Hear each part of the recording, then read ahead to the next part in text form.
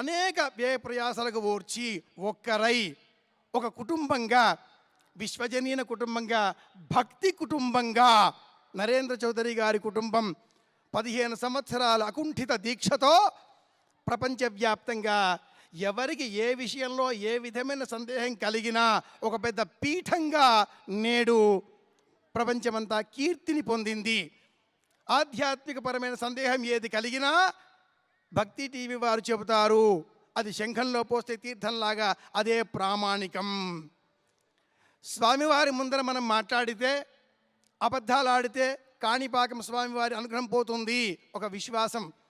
అలాగే భక్తి టీవీ కార్యక్రమాలలో మనం దర్శనం చేసుకునే సమయంలో ప్రతి విషయం కూడా శాస్త్రబద్ధంగా, ధర్మబద్ధంగా, నిరూపితార్థంగా, ఖచ్చితంగా ఏతదను శాసనం ఏవముపాసితవ్యం అన్నట్టుగా చెప్పబడడం ఈ టీవీ వారికి మాత్రమే చెల్లిన విషయం.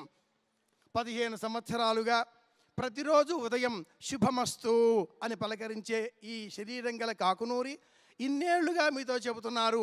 భక్తి టీవీతో ఇదే అనుబంధాన్ని ఇలాగే కొనసాగిస్తూ 50 సంవత్సరాల కాలం వరకు కూడా ఈ ఛానల్ ఇలాగే ఉండాలి.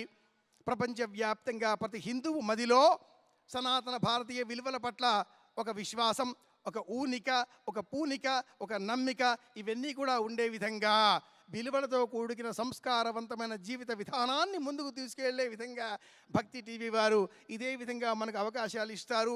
మీరందరూ ఇక్కడికి రావాలి అని కోరుకుంటూ